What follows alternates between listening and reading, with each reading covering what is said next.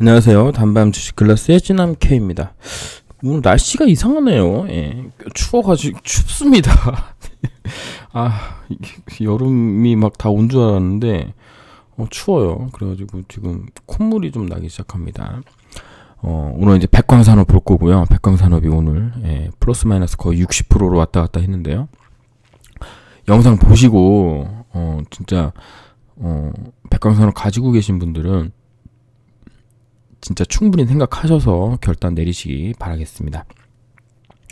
일단 백광산업은 차트를 먼저 보도록 할게요. 뭐 준비한 내용이 따로 있기는 한데 일단은 뭐 연봉상으로 보면 되게 좋고요. 되게 좋은 흐름입니다. 그리고 기업적으로 봤을 때도 매출액이 점점 늘어나고 영업이익도 계속 늘어나고요. 영업이익률 약 한 12% 정도 나오는 것 같던데, 12% 정도 나오면서 회사가 좋아요. 최근에는 이제 뭐 세면금 2차 전지 추가 투자 유치 협의 속에 뭐 수산화나트륨 최대 생산 능력 보유 사실이 이제 급등했는데 이게 이제 이 회사랑 뭐가 좀 뭐 수산화나트륨 나오는 거랑 2차 전지랑 뭐 이렇게 크게 뭐 의미가 있나? 뭐 이런 생각도 해봅니다. 물론 이제 2022년 10월 18일 날 포스코 케미칼이 미 포드의 수십조 원 양극재 공급 추진 속에 양극재 필수 소재의 가성소다 생산업체로 부각되면서 이제 급등한 면도 있기 때문에 뭐 아예 관계 없는 건 아니다. 뭐 이렇게 볼 수 있겠죠. 뭐 삼성전자와 고순도 염화수소 국산화 추진한다는 얘기는 그 예전에 이제 일본에서 반도체 규제에 있었을 때 백광산업이 또 수소, 염화수소를 또 생산하는 업체로서 또 삼성하고 하면서 이게 이제 약간 그 2차 전지와 반도체 그쪽의 원료를 이제 주는 그런 회사로 입지를 굳혀나가고 있었고요. 지금 보면 뭐 자산이 한 4천억 정도 되고 작년 기준 그다음에 자기 자본이 한 200억 정도 되는 2천억 정도 되는 것으로 보입니다. 부채는 뭐 92%로 좀 많은 편이죠. 뭐 유보율이 근데 835%니까 뭐 자본이 요 정도의 800%니까는 뭐 나쁘지 않은 정도입니다. 나쁘지 않은 정도고 일단 영업이익이 좋고 뭐 BPS는 4,600원짜리고 지금 현재 한 2배 정도 되는 거죠. PER로 한 18배였는데 지금 기준으로 한 16배 정도 되는 것 같습니다. 일단 주가는 이제 많이 올라왔다라는 부분은 우리가 이제 꼭 이해를 하셔야 되는 부분인 거고 일봉으로 봤을 때 얘가 이제 파동이 거의 끝났다라고 이제 보는 게 맞겠죠. 오늘 이제 음봉 때리면서 끝났다라고 보는 게 맞는데 일단 주봉으로 한번 보도록 하겠습니다. 주봉으로 보게 되면 여기 7,170원, 7,470원을 이제 넘어가면서 이제 슈팅이 나왔다라고 보면 되고요. 여기서 이제 오늘 14,000원까지 갔다가 순간적으로 여기까지 뺐는데 이게 진짜 대박입니다. 그래서 이게 차트를 길게 들여 보면은 여기 2021년 6월 8일 날 고점 라인에서 멈췄어요. 물론 여기가 이제 하한가 가는 라인이긴 했지만 여기까지 이제 끌어올린 부분은 그나마 악재 나왔음에도 불구하고 나쁘지 않은 흐름이다.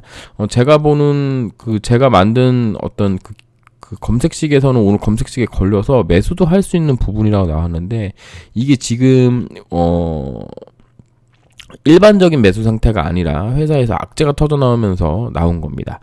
여기서 이제 우리가 이제 생각해야 될 부분은 뭐냐면 이 친구가 이제 그 압수수색이라는 걸 지금 받으면서 이게 된 거죠. 제가 이제 공시 내용을 좀 확인을 해보니까요.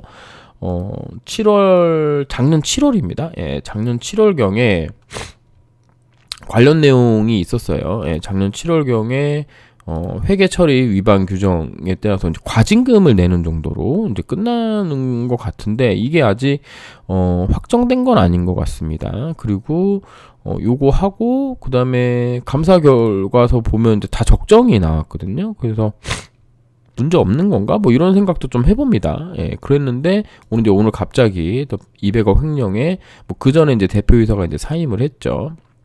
이거 보면은 그 전 거를 이제 다시 이때 7월 달에 문제가 있었던 걸 바로 잡아서 적정이 나온 건지 근데 그런 부분까지는 제가 잘은 모르겠습니다. 사실은.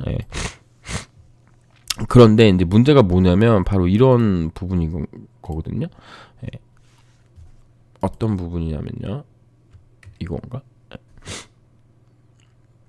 이겁니다. 이게 지금 압수수색이 들어갔잖아요. 이게 압수수색이 들어가면 대부분 포렌식으로 하게 되어 있을 겁니다. 제가 이거 포렌식으로 제가 가지고 있던 코롱생명과 코롱티슈는 털려봐서 아는데 이거 털면 다 나와요. 예, 다 나옵니다. 이거 어디까지 나오냐면 메일 보낸 것까지 싹 다 얘네가 다 가져갑니다. 그러니까는 이제 회사 내에서 이제 메일이 오고 가고 뭐 카톡이라든가 이런 부분들이 서버에 저장되어 있다면 그냥 싹 다 가져가는 거예요. 그래서 인트넷이나 이런 부분들을 싹 다 가져가니까 이게 예상치 못했던 어떤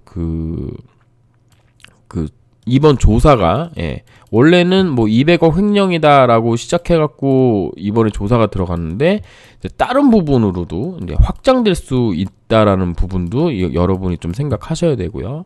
그 다음에 횡령 배임에 따라서 100분의 5% 이상의 횡령이 생기면은 거래 상장 실질 심사 대상이 됩니다. 그렇게 되면은 검찰이 기소되고 횡령 발생 공시 내고 주권 매매된 다음에 여기 성장 실질적 대상 여부 논의되고 실질 심사 들어가고 최악의 경우에 상장 폐지까지 될 수 있어요. 근데 지금 회사 내용으로 보면 상장 폐지 시키기는 약간 애매하거든요. 왜냐면 이제 회사가 뭐라 그러죠? 영업이익이 잘 나오고 있는 상황이잖아요. 그래서 상장 폐지까지는 안 갈 것 같은데 일단은 문제는 거래 정지가 되고 아마 개선기간 부여하고 뭐 이런 것까지도 가능할 수 있습니다. 물론 이게 된다 안 된다는 이제 검찰에서 이제 조사 결과가 나오고 뭐 어떻게 해야 된다 뭐 그런 게 아니면은 금감원에서 그냥 미리 먼저 선조치를 할 수 있는 부분입니다. 이제 그런 부분들을 일단 머릿속에 넣어놓아야 돼요. 얘가 거래 정지가 될 수 있거나 혹은 상장 실질 심사에 들어갈 수도 있다라는 생각을 해야 됩니다. 이런 거 관련돼서는 뭐 오스템 임플란트도 있었고요. 뭐 종목들은 조금만 찾아보면 됩니다. 얘가 진짜 안 좋은 게 뭐냐면 30분 봉으로 보면은 이게 거의 상한가까지 들어갔다가 딱 1시간 반 만에 이거 뺀 거거든요. 그러니까 이게 올라온 패턴을 보게 되면 밑에서 한 3,000원, 4,000원 하던 게 14,000원까지 올랐으니까요. 한 3배 가까이, 3배, 거의 5배 가까이 올라간 거죠. 그렇게 올라간 종목을 여기서 7월 달에 문제가 한번 터져 나왔던 거를 우리가 생각을 해요. 7월 14일경이거든요. 요때거든요. 이때 저점 찍고 꾸준하게 뭔가 하면서 빵 하고 튀어 올렸고 오늘도 뜬금없이 거의 상한가까지 들어갔다가 털어냈다는 얘기는 이거 지금 만지던 분들이 거의 다 나갔다 이렇게 보시면 됩니다. 역대급 거래대금 터졌죠. 5,700억이 터졌습니다. 뭐 유튜브 보니까 뭐 외국인이 뭐 80억 뭐 이 정도 샀다라고 얘기를 하면서 뭐 괜찮다 뭐 프로그램이 들어와서 괜찮다 뭐 이런 얘기 있는데 아닙니다. 왜냐면 이게 회사의 어떤 실질적으로 문제를 일으키는 일이기 때문에 제가 생각했을 때는 이게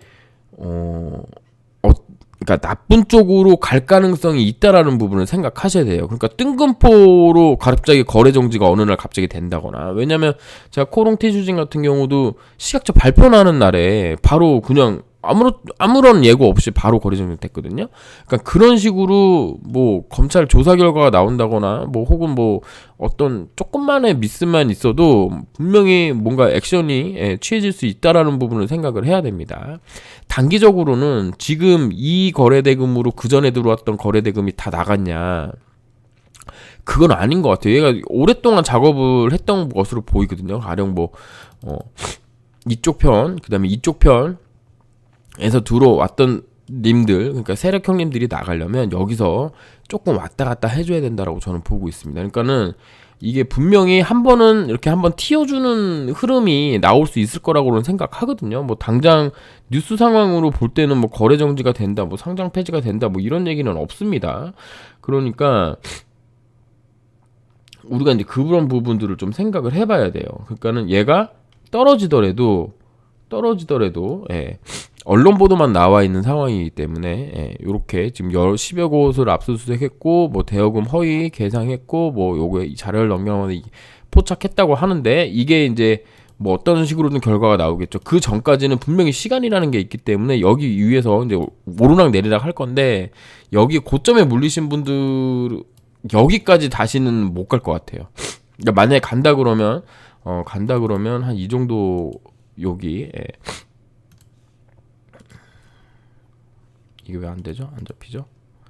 여기 11,200원에서 7,000원 이 사이 정도에 이렇게 위아래로 한번 흔드는 흐름이 나올 것 같거든요. 이때 무조건 빠져나오셔야 된다. 아니, 제가 생각했을 때는 위험 관리를 좀 해야 된다. 상장 폐지는 안 될 거고 가지고 있는 이슈라든가 뭐 이런 부분들이 있기 때문에 상장 폐지가 안 되면 이제 최악의 경우가 이제 거래 정지잖아요. 만약에 거래 정지가 되면은 그동안 돈이 묶이잖아요. 예, 돈이 묶이잖아요. 그러니까 이런 위험도 있다라는 것을 생각하시고 위아래에서 이제 움직일 때, 그러니까 반등 나올 때는 일부 물량을 줄이거나 혹은 전량 매도를 하고 다시 보는 게 어떻겠느냐라는 말씀을 드리도록 하겠습니다. 이게 분봉상으로 이게 너무 이게 악질 패턴이에요. 악질 패턴.